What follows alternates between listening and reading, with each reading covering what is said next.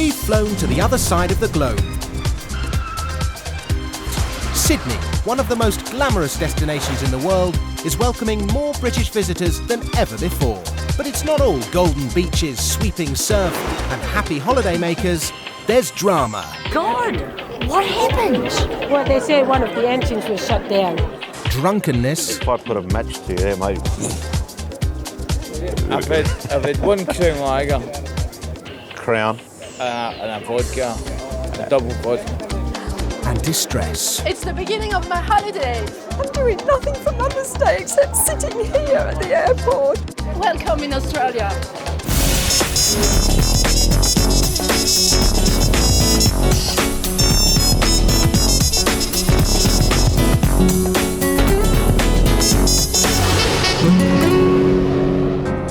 Sydney's Kingsford Smith Airport sees over 350,000 British travellers each year. It's the home of Qantas Airways, and on the front line are the airline's experienced team of customer service supervisors. The British are absolutely mad about Australia, so much so that they tend to overstay their visas sometimes. They come in droves here, and when I check them in, they always want to come back. My 3 travelling tips for our customers: be on time, bring your passport, leave the attitude at home. At the London check-in, Minnis is dealing with a passenger who appears to have turned up a day late for his flight. What happened yesterday? You tried to check in yesterday too? Checked in yesterday, right? I hadn't seen my friend in 12 years. Been out for a big night, and I arrived at the airport drunk. All right, but today? Today, nothing at all. Nothing at all? Nothing at all. I tell you, if I put a match to you there, mate. I've had one Crown Lager. Crown. And a vodka. A double vodka. 3 fingers, 2 fingers, or no? Minnis doesn't buy Paul's story and sends him away to sober up. But as his shift is ending, he asks fellow supervisor Guy to keep an eye on him. This passenger, McIntyre, they offloaded him. He's coming to check in on the QF1 today, and the post is holding him up. So he was, Is he smashed the game? all over the place. Really? Yeah. We'll go and have a look at him. This is my colleague here, this Guy. How are you? Paul. Paul, is it? Yeah. All right, no problem at all. You got to promise me a favour, but okay? You can't drink any more today. Okay. No worries, more. mate. No more.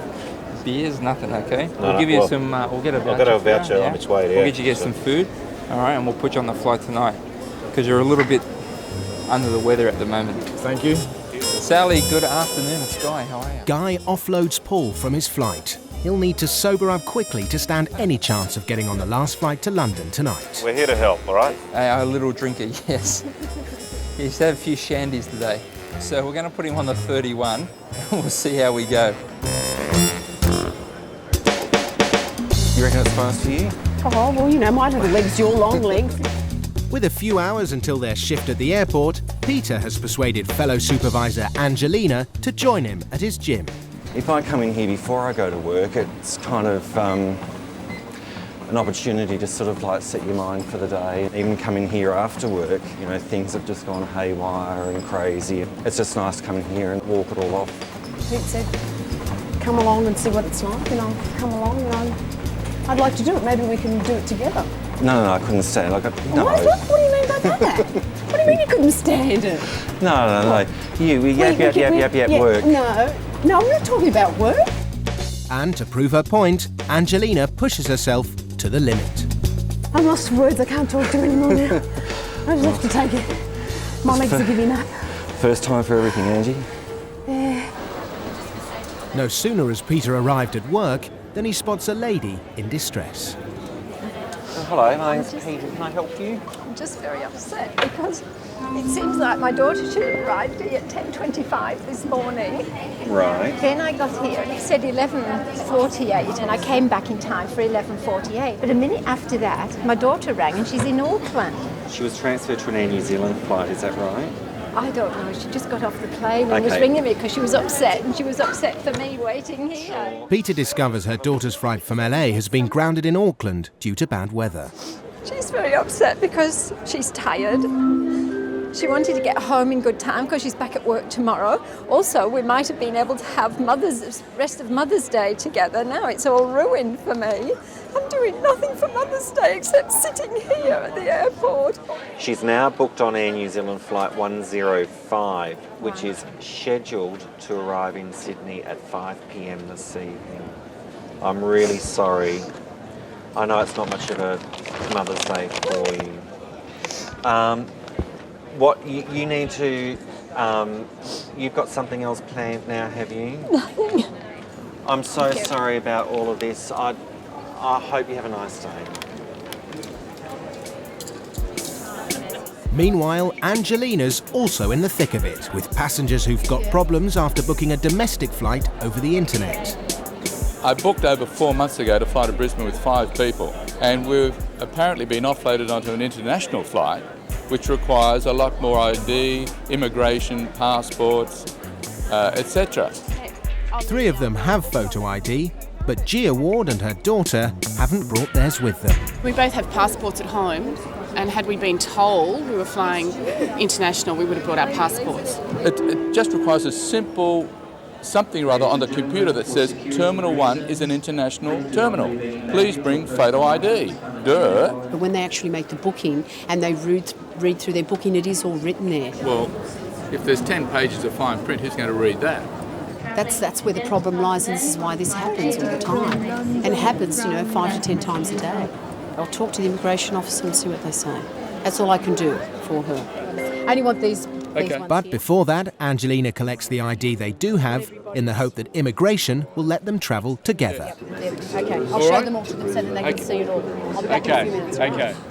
Why the carry-on so much? She must know what she needs to do. If it's happened 15 times a day, it's just ridiculous. Okay, Mr. Burke, they said no, so if you want to travel on this one, we have to move quickly now. Okay, bye. While 3 of them are rushed through customs, Gia Ward and her daughter are left behind. I'm a bit upset with immigration because they can say yes on that matter sometimes, and I really wanted her to say yes for them, being a family of 5. Angelina then gets Mrs. Ward and her daughter on the next domestic flight to Brisbane. It's all fixed up, fees are waived. Okay, thank you very much. She hopes that waiving the rebooking fee will soften the blow. There was a fee of $33 each to do that change, but I waived it. Well, yeah, go on. It's 60. I mean, It's not our. There is nowhere on that piece of paper does it tell us to have our. I understand that. Passport. But we have things in place that have to be followed through. I'm just telling you Yeah, that but I've waived what, that the whole money. world knows that things are in place, No, well, no, probably the whole world doesn't know No, things are in place. so- But I'm just letting you know that I've waived that for you, just to let you know, ma'am. That's all I've said. I'm saying Well, to you. That's I all. hardly think it's worthwhile mentioning. Okay, honestly. fair enough. Fair enough. If that's how you feel, that's fine. Well, that's how all I feel. Well, okay. Well, I had to tell you because that's what's in place, and we charge when we change bookings. We charge. Right. Okay. The booking's being changed because of your mistake. But where do you? Why is it our mistake? Why is it our mistake? Because we booked a domestic flight from Sydney to Brisbane. Right. I don't need a passport to fly in my own country, But it's an international flight going we weren't domestically. told that. We weren't told that. Maybe that misunderstanding was there. I apologise if it was. Can you see it written? That's the Well, only no, information we've been I know that, but given. on our Is it on there? No, it's not on there. Right. No. I don't want to discuss it. That's the end of it. Okay, It's then. not on there. Okay. Thank you.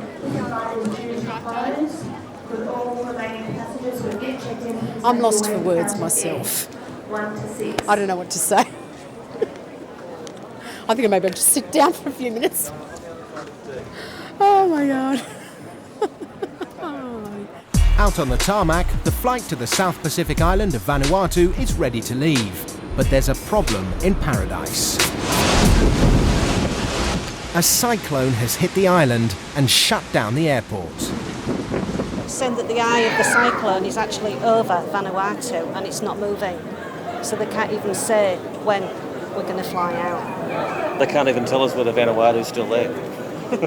Vanuatu is a popular destination for couples getting married, and many of the stranded passengers are wedding guests.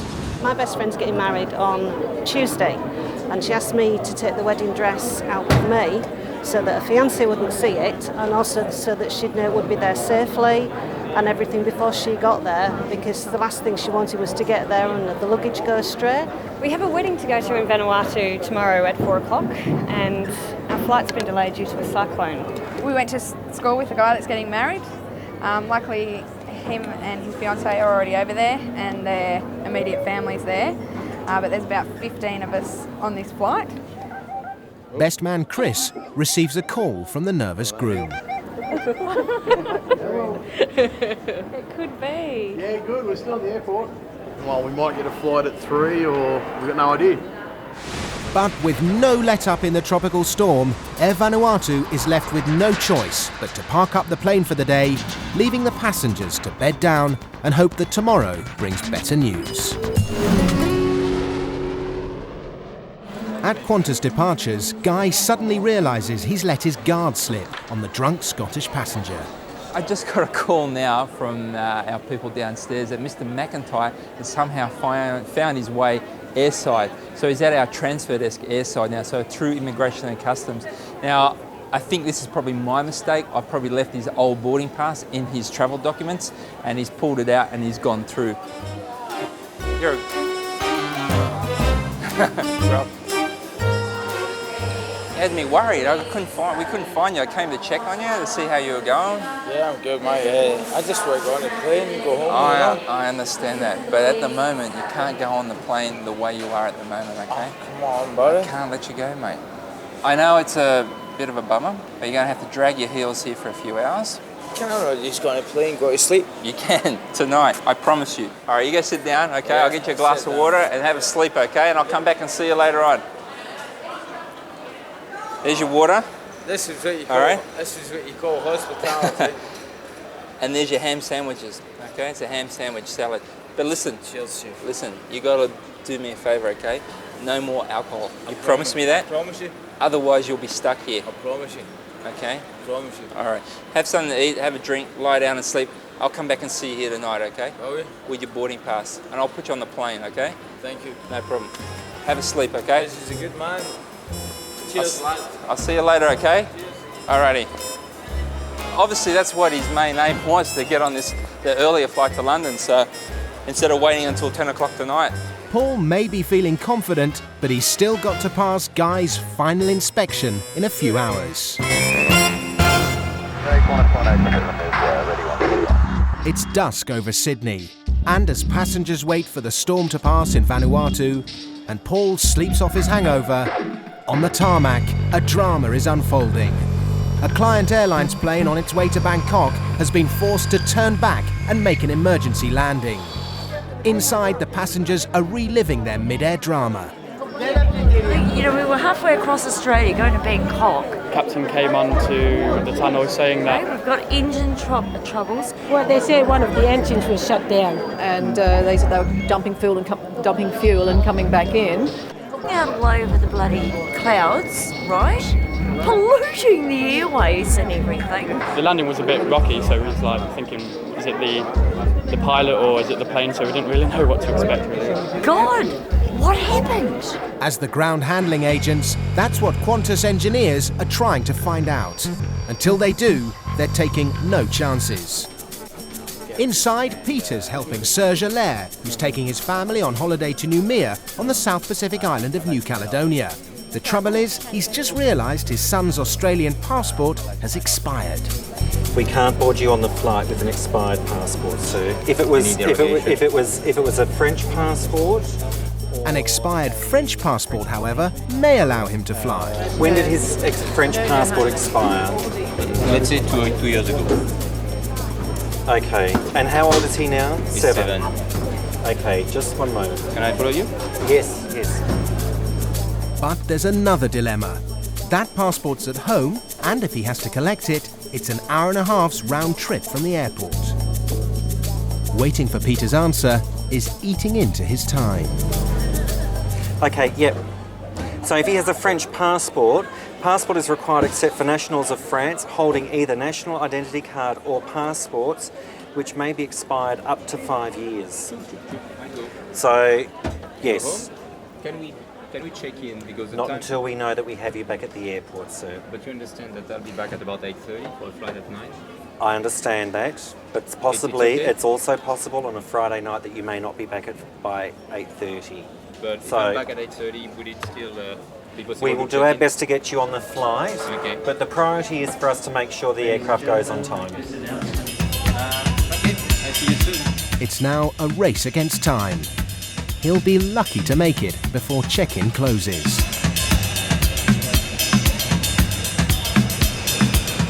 Outside, Qantas engineers investigating why Client Airlines 747 had to make an emergency landing have just found the cause of the problem. A piece of the engine has broken off and sheared through the casing. The aircraft is grounded for the night, and so are its 400 passengers. It's just tragic, the whole bloody thing. You certainly don't want this to happen. But it's better than falling out of the sky. Yes, yes. I'm not getting back on that aeroplane in the morning. No way, I want a new one. The passengers will be overnighted in hotels, but as for the plane, it won't be flying anytime soon. The aircraft will probably need an engine change or further rectification, which might take a couple of days. Back at check-in, Peter is about to close the flight to Noumea, but there's no sign of Serge Allaire, who's dashed home to collect his son's passport. Hopefully you can come just in time and we can go. He arrives with seconds to spare. I got a passport, so that's good news. Watch out the door. Now I just have to try the passport. Because he's not the primary person listed on the passport, I just need to make sure that it's okay. But Peter's spotted another problem. So the son is not the primary holder of the passport. He is on the father's expired passport. He calls the airport manager in Noumea to check that he'll still be allowed to travel. Is it okay if the son is not holding his own passport, that he's on his father's passport? Okay, merci beaucoup, Patrick. I really appreciate your help. Okay, bye-bye. Bye-bye. He's such a nice fellow, Patrick. I've checked with our airport manager in Noumea, and he said that's okay. Feels good. Feels better. No problem. What I'll do, I'll leave you there with this. And you have all your other documents? All right. The man from Noumea has said yes, and little David Henry can go on his family holiday. It's the end of an eventful night, and Guy is about to find out whether Paul McIntyre has sobered up enough to get on the last flight to London. Well, obviously we're going to have a look and have a chat to Mr. McIntyre now and see if he's coherent, if he's not slurring his words, if he can walk in a straight line without bumping his head. So hopefully everything will be fine. How are you? Yeah, a lot better, thank you. You feeling a lot better? Do you have a bit of a sleep? Yeah, listen. Yeah? A bit embarrassed, but I really appreciate your help and what you've done for us. Yeah. Cheers, No problem. I'll come back in a little while and take you down there. Right. Okay? No worries, cheers. Satisfied that he's fit to fly, Guy makes sure Paul gets straight on the plane without falling off the wagon. That's it, he's all the way home and he'll be staying dry until Singapore, at least I hope. The following morning brings an important day for Carmen, who's been working for Qantas for 15 years. After 7 years as a customer service supervisor, Carmen's applied for a promotion, which will take her from the floor to the coordinator's position in management. All right. Thanks, Pete. Good luck, Carmen. Thanks. See ya. I just think I could actually make a difference. I think it's nice to apply the hands-on experience that you have from coming up through the ranks to actually blend that in with the management role. But just before she goes for her interview, she's called back to take care of a disabled passenger who's checking in for the London flight. So we've got your chair tagged. That's obviously the best thing for your chair. I know it's a bit disruptive for you, and I'm sorry about that, but I'll just hope it's there at the other end. I'll put all those comments in as well. Since Deborah broke her neck 9 years ago, she's been totally reliant on her personalised wheelchair. But Qantas policy states that she has to check hers in and use one of their aisle chairs to get to the plane. I'd like to know who made the rule up and whether he has a clue about people that are stuck in wheelchairs. It's not like I can get up and walk a few steps. These are my legs, and to see them disappearing up a corridor is a bit worrying. Some airports are designed to be able to take it at the aircraft door, which was obviously more preferable for Deborah, needing her own chair. The difficulty is here that a check-in agent or someone from the ramp has to actually carry that chair down some metal stairs, so obviously that's a safety issue for us as well. I think it's a load of health and safety is just an excuse. We have to look after everyone, including Deborah, so the best way is to transfer her to an aisle chair here, and we'll take her down to the aircraft that way. Look at it. I've got to sit in that for an hour. Nice. And it's grim. It's going to be grim. I just know it. This is our lasting memory of Sydney. All right, we need to transfer you now into the other chair, so we might just go to another area. Ladies and gentlemen, due to increased security measures. Hang on. What would you do if I was really fat? Really fat. I've said goodbye, and I'm praying to the wheelchair god that he leaves it at Singapore for me.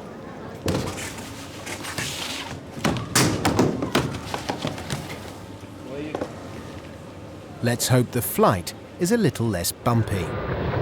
22 hours after they were supposed to take off, wedding guests flying out to Vanuatu returned to check in, hoping the cyclone has now passed over the island and weddings can go ahead. I think they're checking in. We're going on holidays? Yes. How are we feeling? Terrible. Why? We drank too much last night again. So, well, at least we're going today, so that's something, hopefully.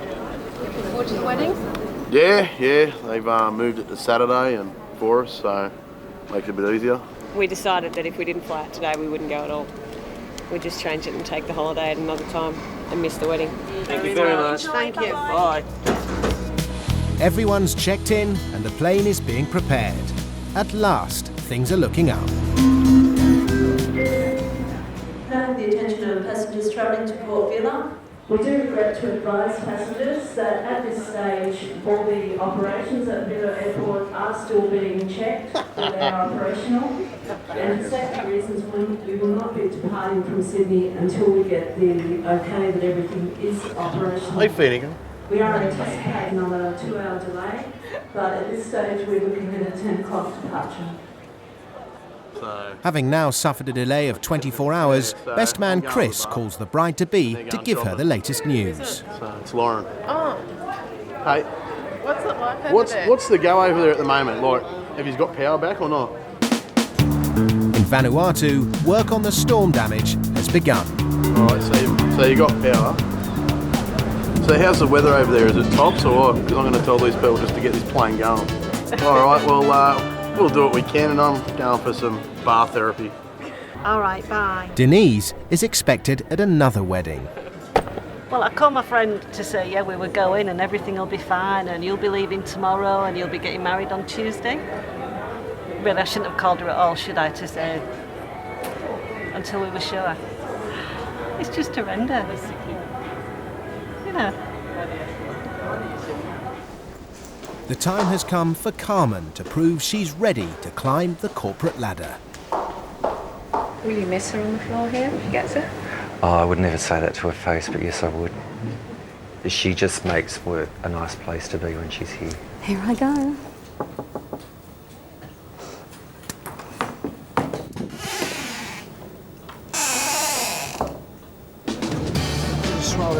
Okay, yeah, it is swollen.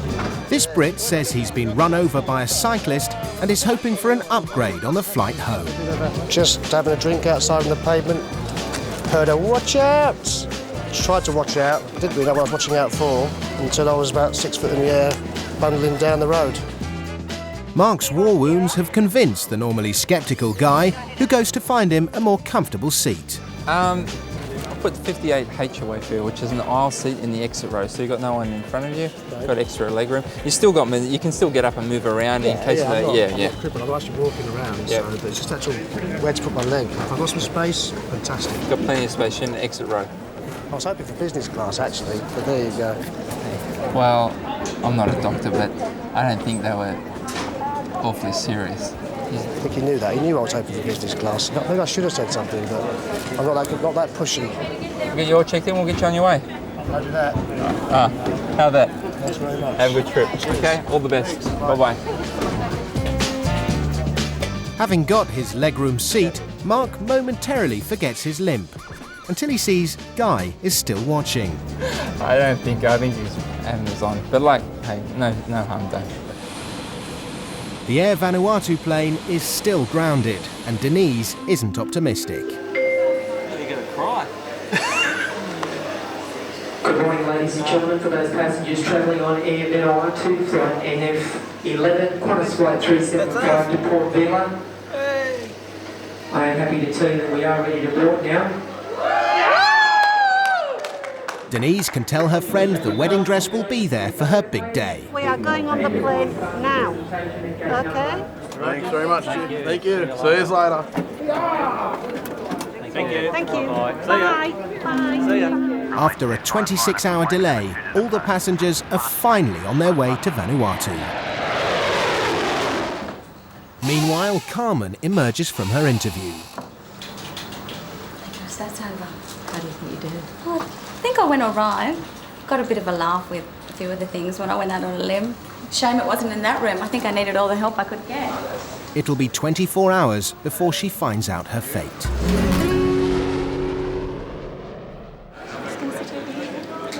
The Ackland family are relocating back to England after 3 years in Australia. They planned to leave 4 months ago, but baby Tilly's premature birth in the middle of the Rugby World Cup final delayed their departure. Dad and I, her grandfather, were at the final watching the game, and Kate was busily keeping her legs crossed and trying to prevent the early onsets of labour. So Tilly was actually born 2 days later in the end. Weighing little more than a bag of sugar, Tilly will need special care throughout the long-haul flight. She uses oxygen continually, so Qantas have organised lots of oxygen on the plane, and we're just trying to get security to say whether they'll allow the scissors through or not through, because we have to reapply the tape on her cheeks quite regularly. September 11 proved that terrorists can actually hijack a plane with nothing more than a Stanley knife and small metal instruments. So unfortunately, the security today aren't going to allow the scissors on board the aircraft, so we're going to have to find an alternative. We've thought of everything. We thought of oxygen at Heathrow, oxygen on the plane, oxygen here. We've got everything organised, and then at the last second we thought about the scissors, and we thought about the metal detectors and all the rest of it, and it's hopefully it's not going to come a cropper. With their flight due to leave in less than an hour, the challenge is on for Darren to find an answer to the sticky tape problem. If I get a sharp knife, can I cut through a few layers? That's right, exactly. I might have a solution for you. Minnis has a plan. Darren. Yeah. I might have a solution. What we'll do, we'll pull this out and hopefully that fits in there. Okay. Yeah. Put it on here. Will it fit? We'll make it fit. Just near to the end. Great. Thinking outside. There's always a solution. There always is. I'm glad I asked though, because I'm not so sure that at the X-ray machine we might have had this ingenuity.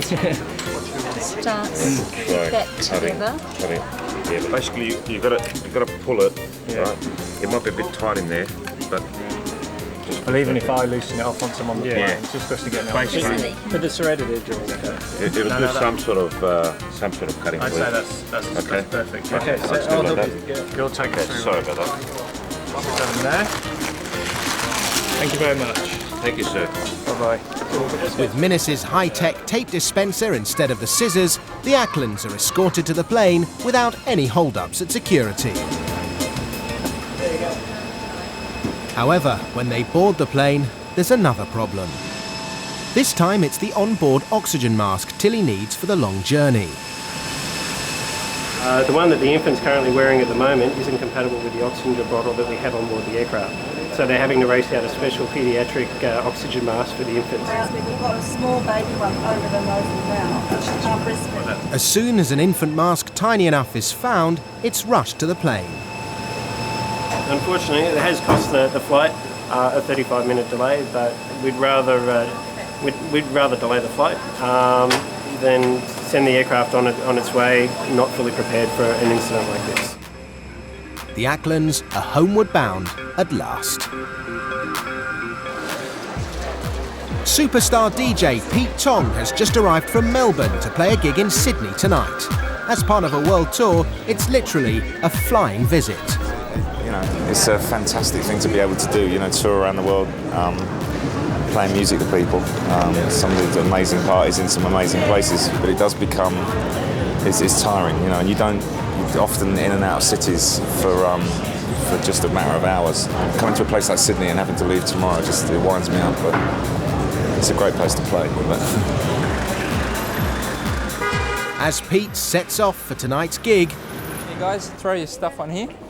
Irish music and dance troupe Ragus are heading home to Dublin after their 6-week tour of Australia.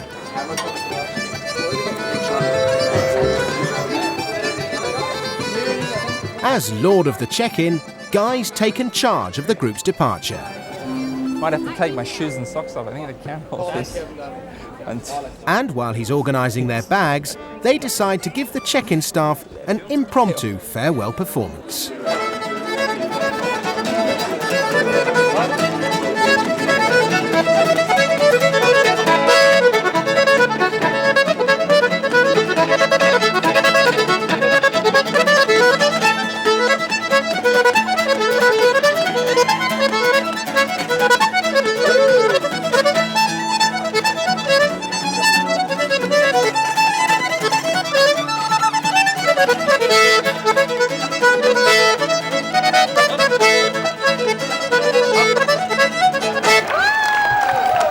Why didn't you join in the dancing? Well, I was going to, but the boys stopped. I could do a little jig for you.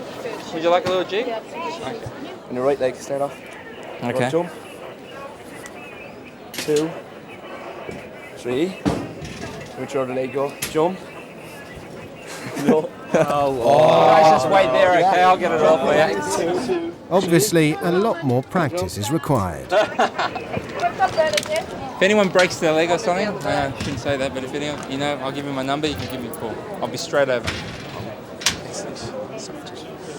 Nice to meet you. Absolutely. All the best. Thank you very much. All the best, guys. Thanks for Okay, thanks very much. Thank you very much. Let's say thanks to guys. Thanks, guys. Cheers. Thanks a lot. Bye. As the dancers take off, Guy is left pondering his future. I've always said it for years. I've got talent. I'm in the wrong job. I should be here. And Carmen is just about to find out about her future. Hi, Melinda. Hi, Carmen. How are you? Thanks. Good to see you. Thank you. Did you touch your passport this morning? No, at the hostel? Backpacker Orla O'Brien has only just realised her passport is missing while checking in for a flight to New Zealand. This is the next worst thing to being in an accident and having your horrible underwear on, opening your bag in the airport. If the passport isn't found, she'll have to fork out another £80 to get an emergency replacement. And she'll have to rebook her ticket. Yeah, can you change it again? Well, I'll look into it. I'll look into it. God. While Orla digs deep in every bag, Angelina calls the Irish consulate in Sydney. But I'm getting all this Irish music going on here. God, how embarrassing.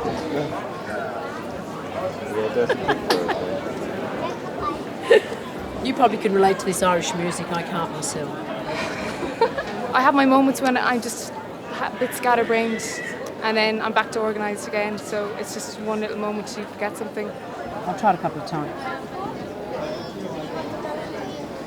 Despite several attempts to get through, Angelina is kept on hold. I'll just get a taxi over to the consulate. Well, yeah. If they answer, then we can work it out, and you can go and get a new passport. But there's nobody. It's just if you want to operate it on one, and I get that music, and then it cuts out. Having missed her flight, Orla leaves the airport in search of her lost passport. Thanks very much. Bye. It's decision time for Carmen, but has she got the job? She's giving nothing away until she gets to the office. Hey!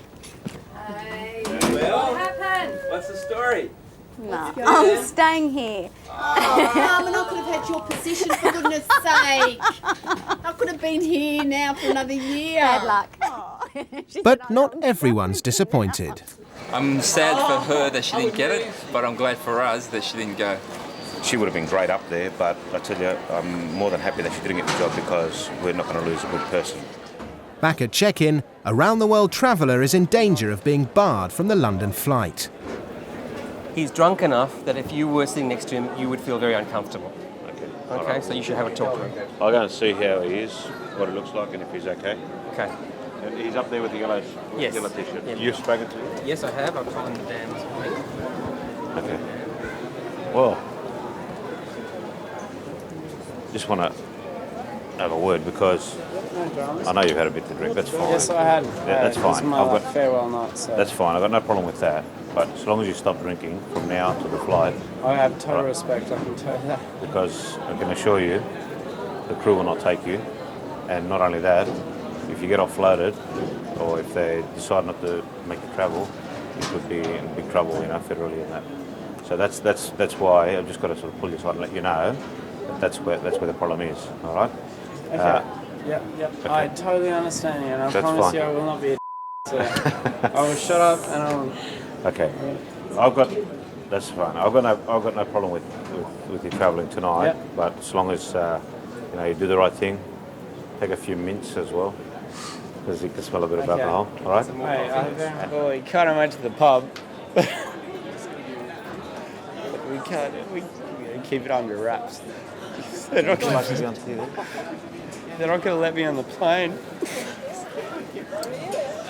Adam thinks it's all a big joke, until Minus points out a problem with his ticket. See, if you travel into London with a one-way ticket, they're going to ask for you to purchase a ticket out of there, right? He'd been in the UK travelling when he had to rush back home for a family emergency. I'm on a round-the-world ticket. My grandfather died. I came back to the funeral, and now I'm getting questioned because I come back from my granddad's funeral and travel insurance. It's torn me to pieces, and now I'm like... In his haste to return home for the funeral, he left his round-the-world ticket in London. I mean, London immigration could turn around and say to him, purchase a ticket. He's got sufficient funds. He's shown me a gold credit card. I'm happy with that. Granddad died, mate. I had to do the obituary. Sorry? He was 88. 88. It's in where your hat is. All right, the main zipper. Okay. Let's go. Knowing Adam's plight, Minus personally escorts him to the plane and makes sure he has all his belongings. He was fine. He wasn't an aggressive drunk.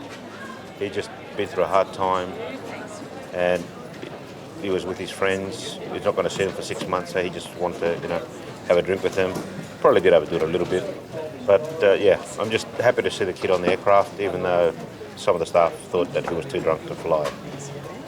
With all planes out of Sydney now airborne and much of the city asleep, Pete Tong is up on stage partying hard with his thousands of fans.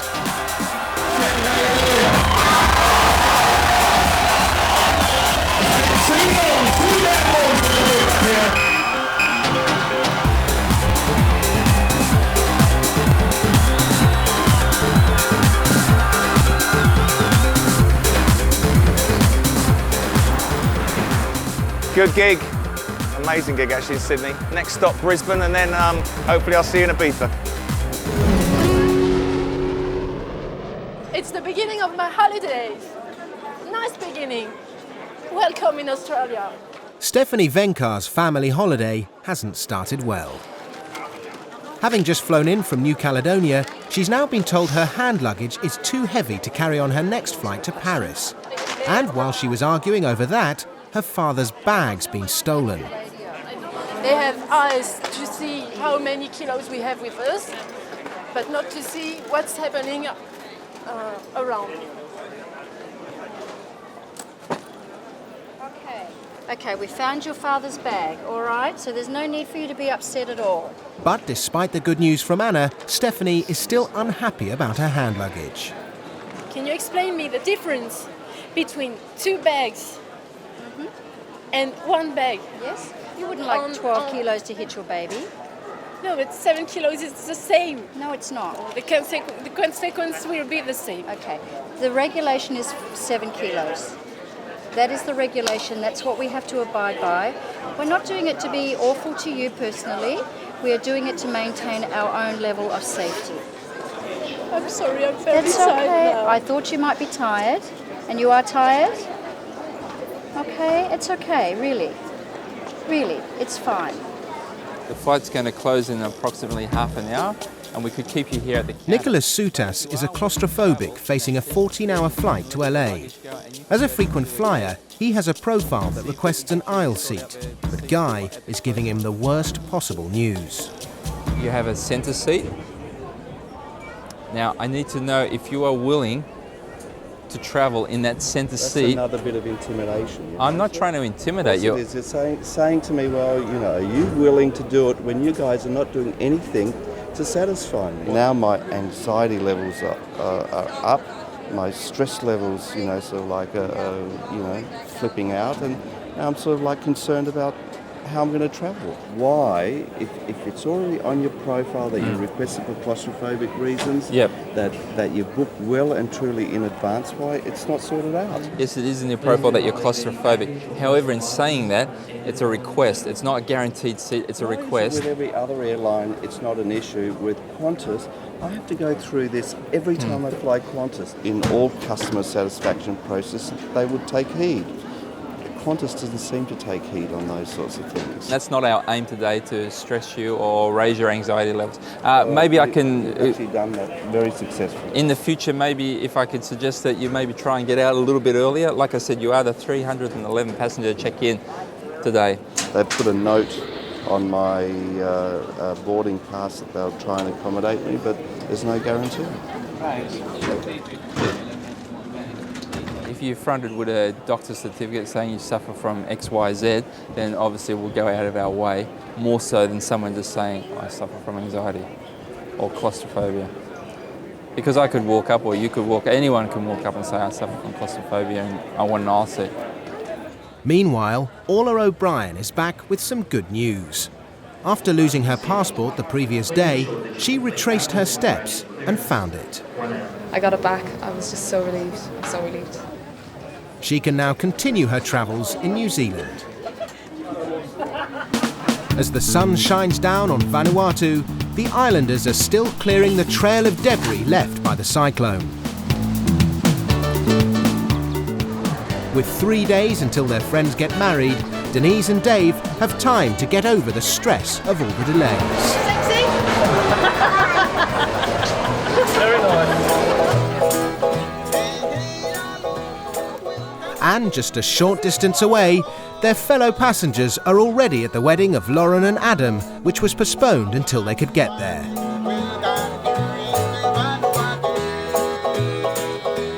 A special thing about love is that it is an experience shared with all others. Lauren? With this ring, I marry you. I marry you. I now declare you husband and wife. No one's going to ever forget our wedding. Anyone that came or didn't come is never going to forget it, because I remember, Lauren and Adam's wedding, they were a cyclone, we were stuck for 2 days in Sydney Airport trying to get over here. It's going to be something that no one will ever forget. It was good, I'm glad we made it, and I think that it would have been a much smaller wedding, but no, it was good. A few days later, Denise and Dave toast the wedding of their best friends. The boat that we're on today is, it was the Spirit of Australia. The America's Cup Challenger for 1992. We took it to San Diego. To help get over the disappointment of not being promoted, Carmen and her colleagues have arranged an afternoon sailing around Sydney Harbour. Back in 1987. Among those on the boat with Carmen are Minus, Peter, Angelina and Dana, Anna and Guy. That's great. But what starts off as a relaxing leisure cruise soon changes tack as the Qantas crew are made to hoist up the boat's main sail.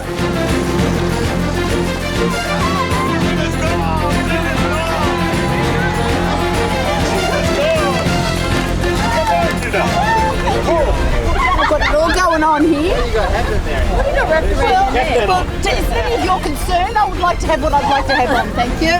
Would you like that? What happened there? That's the driver's fault there. It's very, very calm at the Greek Islands. This is pretty rough and choppy. And it's not long before Carmen's mind is far from the cut and thrust of the airport. It's great. It's exhilarating. What are we doing? It's a bit strenuous.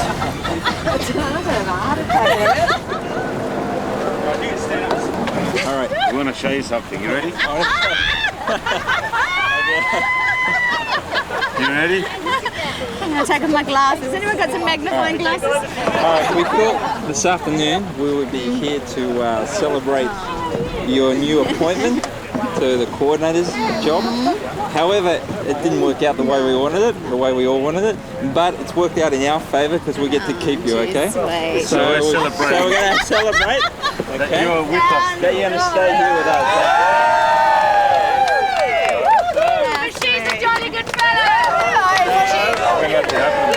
She's a jolly good fellow.